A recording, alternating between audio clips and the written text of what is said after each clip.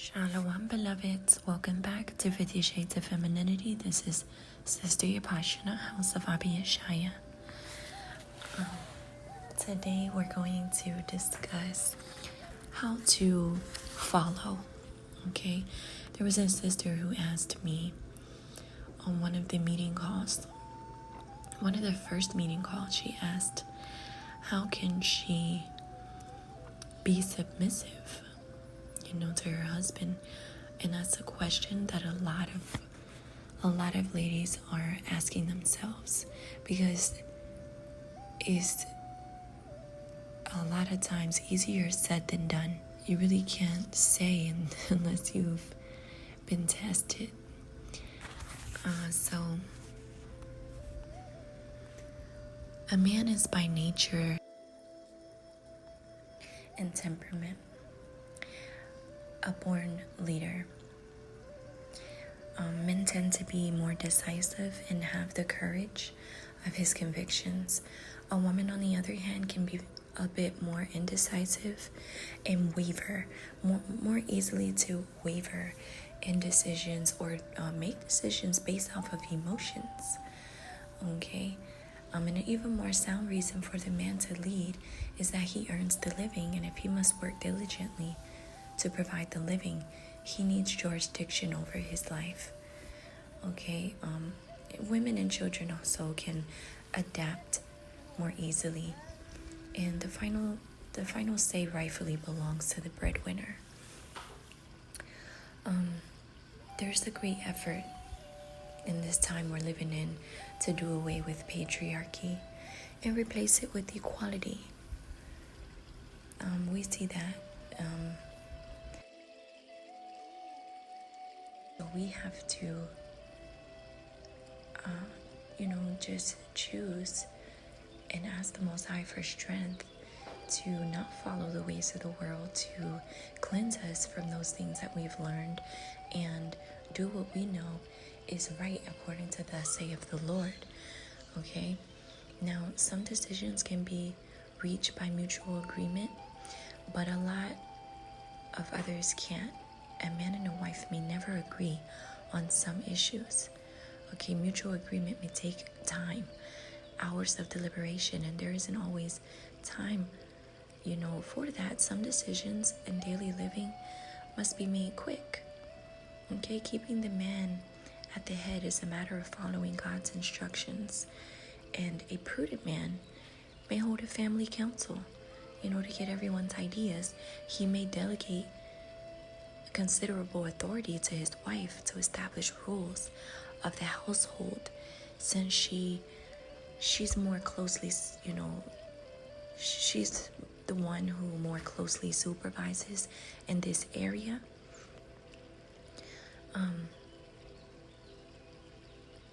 But since he's the head of the household, he has the right to the final say.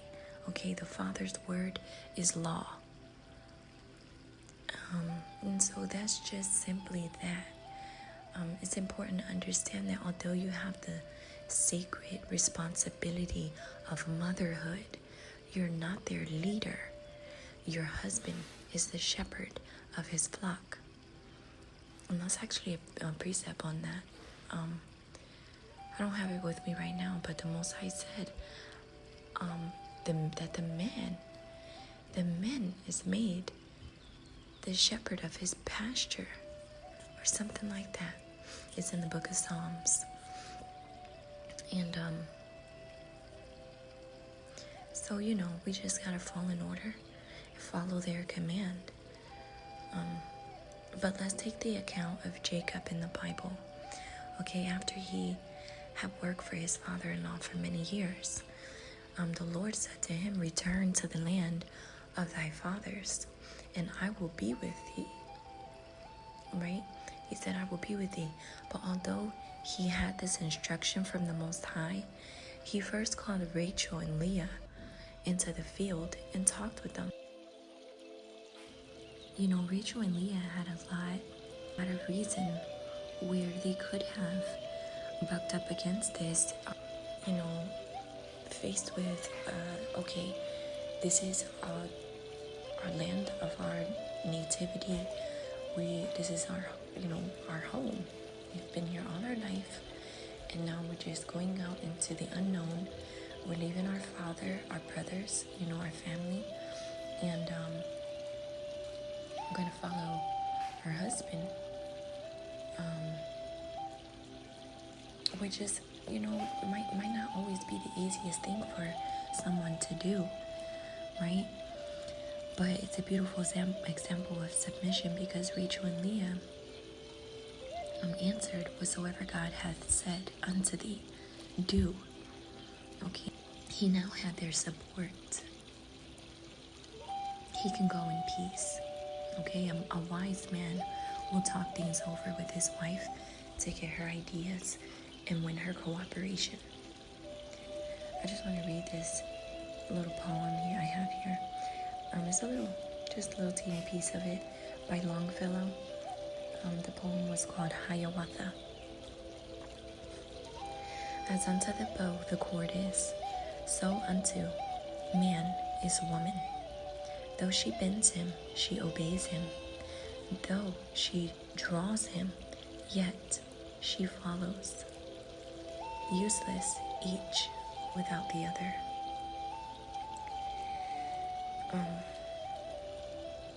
Although your husband is the undisputed head of the family, you have an important part to play in his leadership role. And yours is a submissive role, a supporting role, and sometimes an active role in which you express yourself clearly and even strongly. Okay, your support is essential to him, and your idea is sometimes invaluable if given in the right way and at the right time.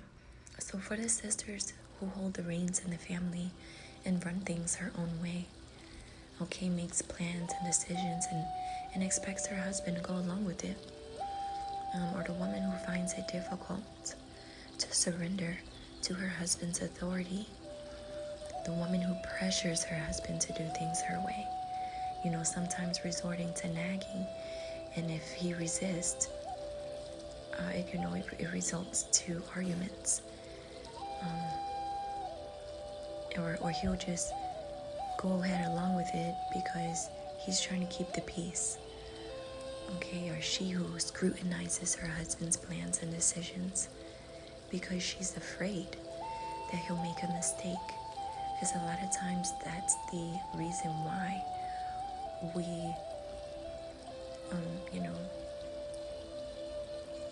struggle.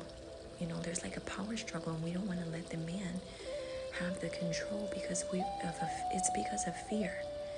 We're afraid of them messing up.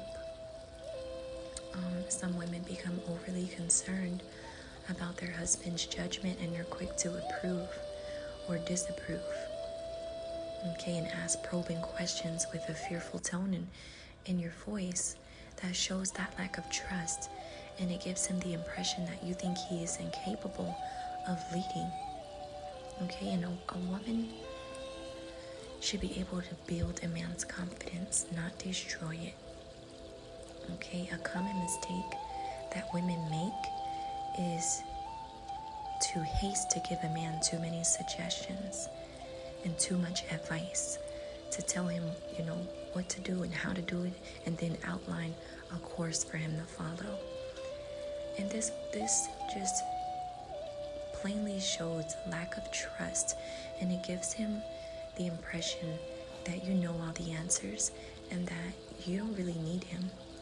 Okay, and can get along as well or better without him.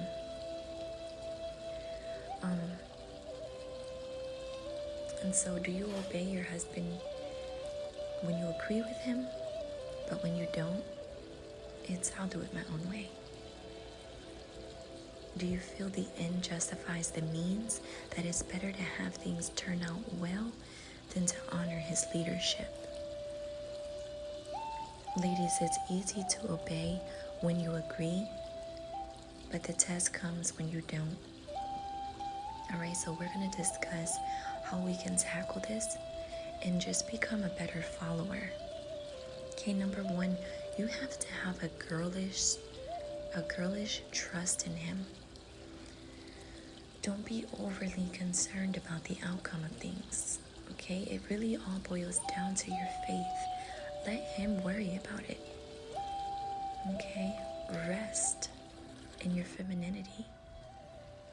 Okay, this is not the same as your trust in the Most High, because the Most High doesn't make mistakes, and men do.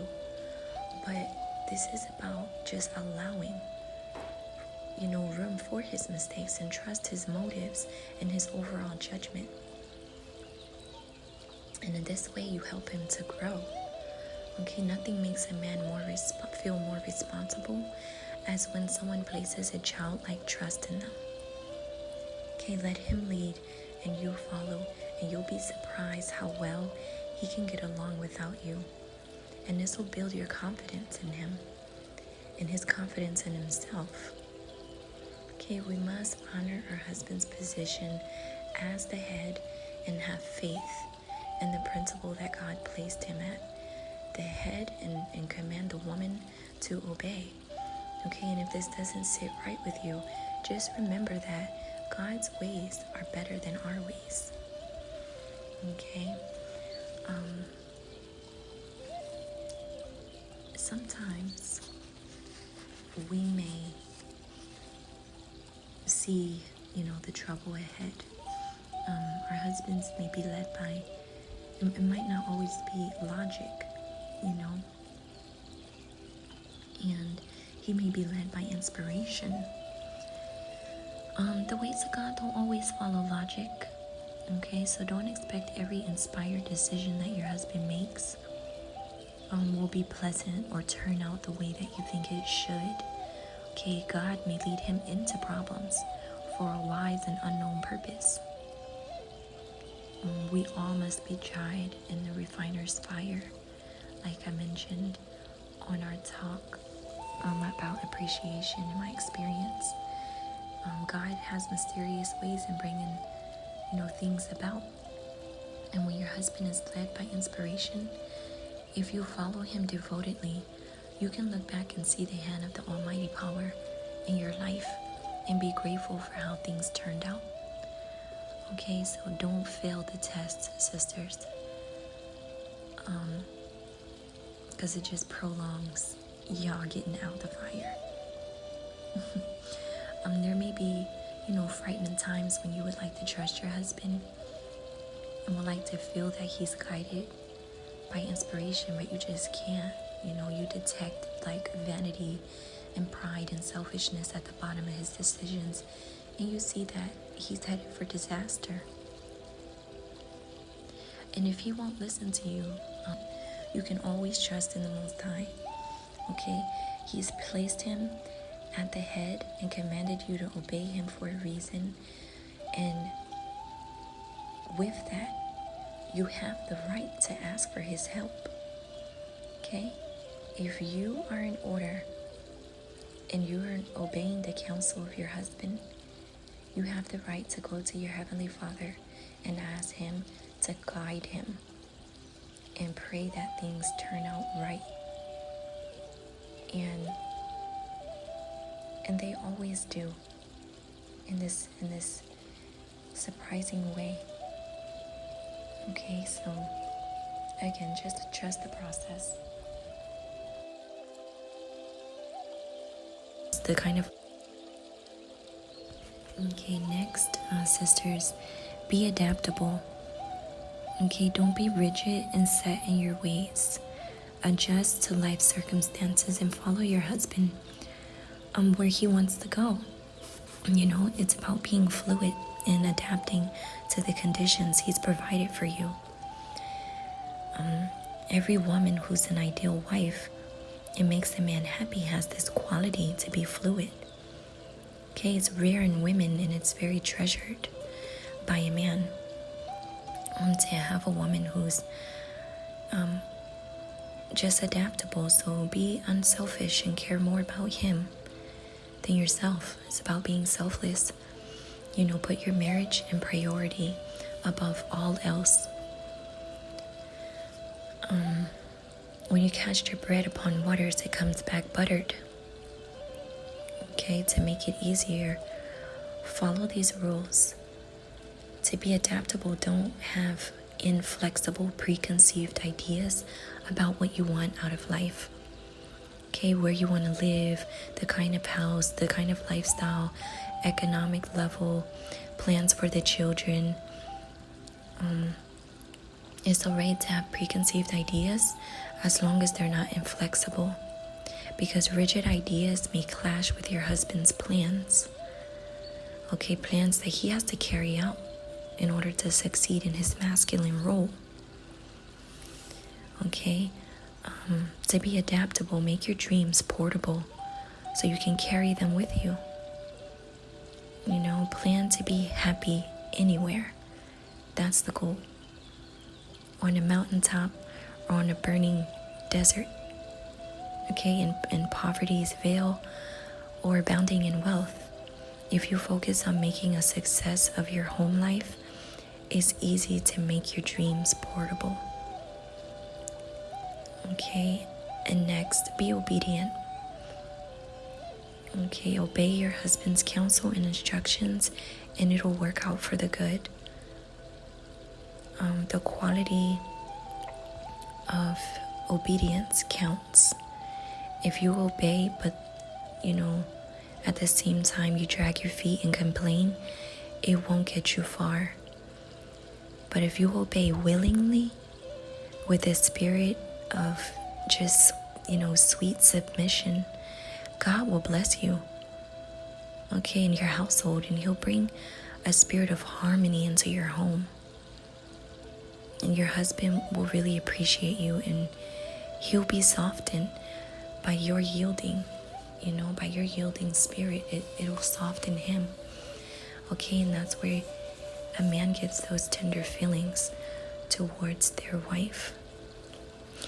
The wife who refuses to obey her husband's counsels or instructions brings serious disharmony into her marriage. And even more serious, she's doing something morally wrong, since God placed the man at the head, and the wife's rebellion is a sin. Okay, the scriptures tell us that rebellion is as the sin of witchcraft. Okay, so she's not gonna bring any blessings to her life. Okay, you can't allow your will to rise against his, because it'll cause you to lose the spirit of the Most High, okay, that dwelleth in us all. And you don't want the Most High Spirit to depart from you because of your disobedience. It's just not worth it. It's the next thing that I want to discuss. Even when you and your husband don't agree, present a united front. Okay, so never take sides with your children against their father, hoping to win their favor. This is going to infuriate your husband. Okay, it's going to cause him to deny them favors. He'll be reluctant to yield to his children when you're pleading their case. But when you present a united front, he'll be much more yielding. Okay, so you have to use wisdom. Supporting his plans and his decisions is very important. Sometimes it's not just about him having your submission, but him having your support as well. Okay, he might face a decision that he doesn't want to take full responsibility for, and he might want you to stand with him. And in this case, you're gonna have to take a look at his plans to see if you can support them. If you can, give him the encouragement and support that he needs. But if you can't, you can support not his plans, but his authority or his right to decide. Okay, you can say something like, I don't agree with your decision, but if you feel right about it, follow your convictions and I'll support you.